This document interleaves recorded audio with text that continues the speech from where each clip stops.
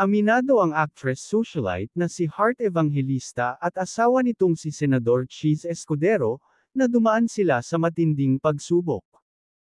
Sa kanilang guesting sa Fast Talk with Boy Abunda, naging bukas ang dalawa, ukol sa pinagdaanan nilang mag-asawa, at kung paano nila iniwasan na ma-involve ang kanilang mga kambal sa kanilang problema. Para sa mga hindi aware, bago pa ikasal sina Cheese at Heart, ay may kambal itong anak na sina Chessy at Quino, mula sa nauna nitong relasyon. Pagbabahagi ng senador, kahit sa una niyang pakikipaghiwalay, ay hindi niya talaga hinahayaan ang mga anak o ang ibang miyembro ng pamilya na makialam sa kanyang pinagdaraanan.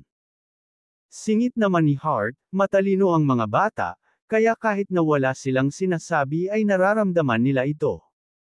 Sabi naman ni Cheese, sa tuwing may mga tanong ang mga bata, ay sinasagot naman niya ito ngunit hindi na niya idinidetalye pa ang sitwasyon. Ayon kay Cheese, I told them, something's going on between Heart and I.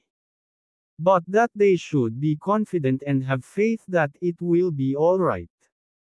Ayon naman sa aktres, lahat naman ng mag-asawa ay dumadaan sa problema.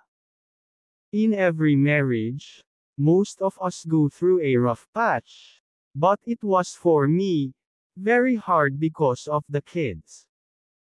Again, I didn't give them the gift of life, but I feel like I am their second mom, pagbabahagi ni Hart.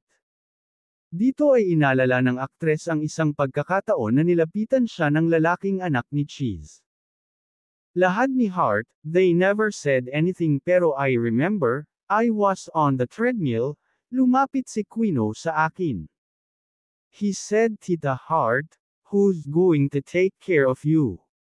You don't know how to get a taxi. Dito raw ay naging emosyonal siya dahil naramdaman niyang worried ito sa kanya. Tapos parang naiyak ako talaga, because he was worried about me, tapos sabi ko sa kanya, it's okay.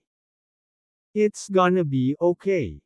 I didn't elaborate but it was then I realized, that they do love me, say ni Heart Evangelista. Pag-amin pa ng aktres, tinatawag niyang darkest time, ang panahon na yun ng buhay niya. Sa ikalawang kabanata ng panayam sa kanila sa Fast Talk na napanood noong Biyernes ng hapon, 15 ng Marso, lumuluhang isiniwalat ni Hart ang nangyari sa perfect egg, na dapat magiging anak na babae nila ni Cheese. Lahad ng aktres, we were expecting a baby. I wasn't pregnant but I was expecting my only girl that I had left, eggs.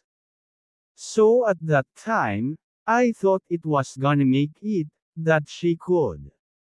That was a bit hard for me because my God, ang hirap.